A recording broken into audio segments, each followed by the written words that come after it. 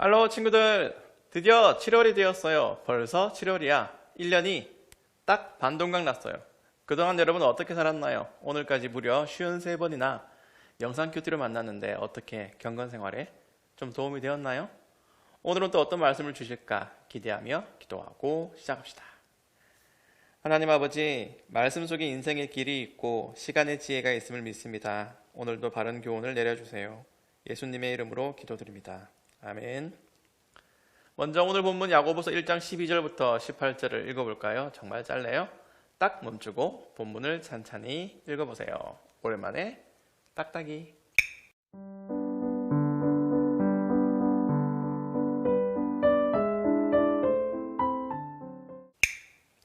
어제부터 우리는 야고보서를 묵상하고 있어요. 야고보서는 믿음이냐 행위냐 둘 중 행위를 조금 더 강조하는 성경이랍니다. 너 예수님 믿지? 그러면 삶이 변해야 돼. 다른 말로 너는 이제 왕자이고 공주야. 그에 따른 품격을 갖추길 바라 입니다. 왕자와 거지 이야기 잘 알죠? 거지가 왕자가 되었어. 그랬더니 너무 불편해. 뭘 그리 지켜야 할 규칙이 많은지 귀찮아. 자유롭고 싶어. 왕자가 된다는 게 고통이었던 거야. 그래서 점점 미쳐가요. 그러면서 방황도 하고 에라 모르겠다 될 대로 되라지 하면서 즐기다가 정신을 차리고 본래 왕자의 자리를 되돌려줘요. 왕자와 거지 이야기와 왕이신 하나님의 자녀가 된 우리가 다른 점은 우리는 쭉 왕자와 공주로 산다는 것이고 또 신분이 변했다고 미쳐버리거나 포기하면 안 된다는 거예요. 그리스도인은 그리스도인의 품격을 갖춰가야 합니다. 그걸 야고보서가 가르쳐주는 거예요. 믿음이냐 행위냐 선택하라는 게 아니라 둘이 함께 가야 돼요. 그중 오늘 본문이 가르치는 건 no pain, no gain입니다. 고통 없이 없는 게 없다. 성경대로라면 연단을 받아야 성장한다는 거예요. 봐요. 그리스도인의 품격에는 고상하거나 우아한 것만 있지 않아요. 연단이라는 과정이 있습니다. 예수님을 믿으며 산다는 건 끊임없는 고민과 시련을 이겨나가는 과정이에요. 그걸 성경에서는 시험이라고 해요. 그러면 여기서 고민해보자. 여러분은 예수님을 믿고 나서 뭐가 제일 힘들었나요? 이것만 없으면, 이것만 안 하면 신앙생활이 정말 재밌을 텐데 나를 시험 들게 하는 게 뭔가요? 잠시 멈추고 생각해보세요.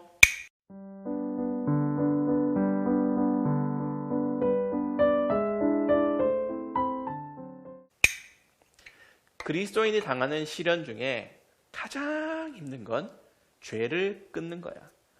누가 교회 가지 말라고 협박하는 것보다 주일 아침에 일찍 일어나야 하는 것보다 죄를 그치는 게 100배, 1000배는 어려워요. 오늘 본문은 그걸 말하고 있어요. 그런데 이런 속담이 있잖아. 잘 되면 내 탓, 못 되면 조상 탓. 안 되는 건 늘 핑계거리가 있다는 뜻이죠. 요즘 심리학 용어로 베네펙턴스 현상이라고도 해요. 그래서 제목을 내 탓, 하나님 탓으로 하고 1문단을 죄는 내 탓, 2문단을 은혜는 하나님 탓으로 하는 겁니다. 내가 하나님의 자녀가 되자마자 곧바로 꽃길을 걷지 않아요. 반대로 신앙의 길에는 온갖 시험거리가 있어요. 시험은 없어지는 게 아니라 항상 있는 겁니다. 하나님이 왜 이렇게 하실까? 우리를 왜 가혹한 현실에 던져주시는 걸까? 온실 속에 데려가시면 좋겠는데 우리는 들꽃처럼 세상에서 흙먼지 먹고 비바람 맞으면서 산단 말이죠. 바로 여기서 대상을 잘 찾아야 합니다. 본문을 읽으니까 뜻이 명확해요. 내가 죄를 짓는다? 그러면 무조건 내 탓이야. 내 잘못이야. 내 욕심으로 죄를 즐겨요. 하나님이 나를 좀 도와주시면 바르게 살 텐데 내 환경이 너무 불우해서 플라잉 청소년이 되었어요. 이딴 건 전부 변명이에요.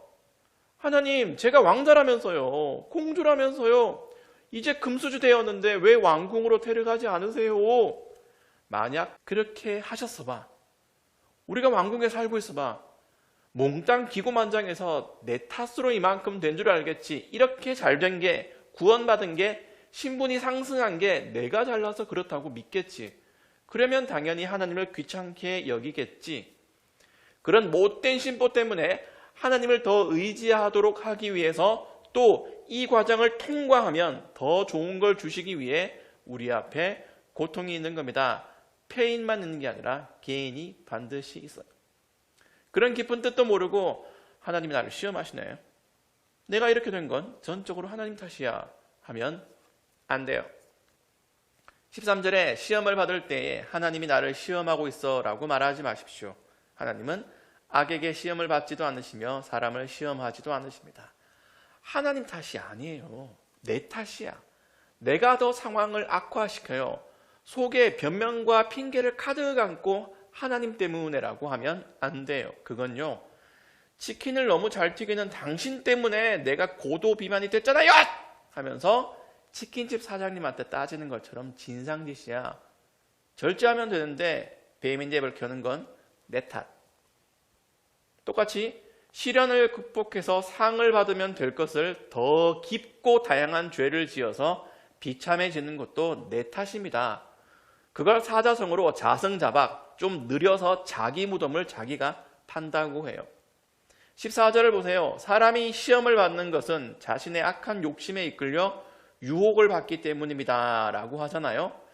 하나님의 자녀인 우리가 왕궁에 살지 않는 건 현실이에요. 하나님의 뜻이에요. 힘들수록 하나님을 의지하고 살면 됩니다.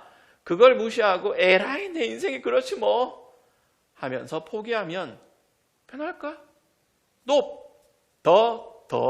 더 힘들어지기만 할 뿐. 그러면 어쩌라고? 하나님이 고통만 주시는 분이 아니라는 걸 깨달아야죠. 이 문단을 다시 읽어보세요.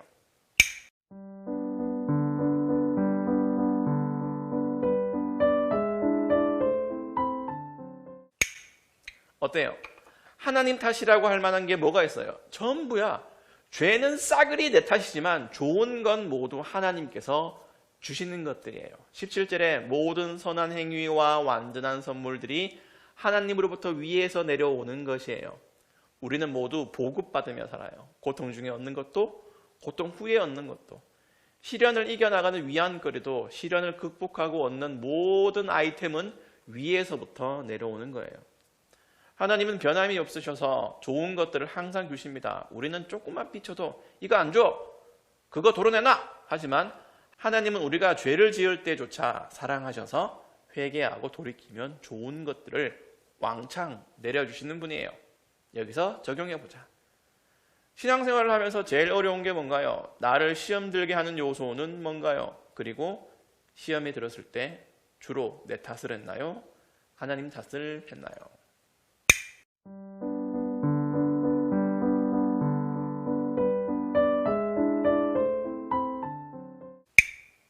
18절을 읽을게요. 정확한 뜻을 위해 개역 개정으로 봅니다. 그가 그 피조물 중에 우리로 한 첫 열매가 되게 하시려고 자기의 뜻을 따라 진리의 말씀으로 우리를 낳으셨느니라.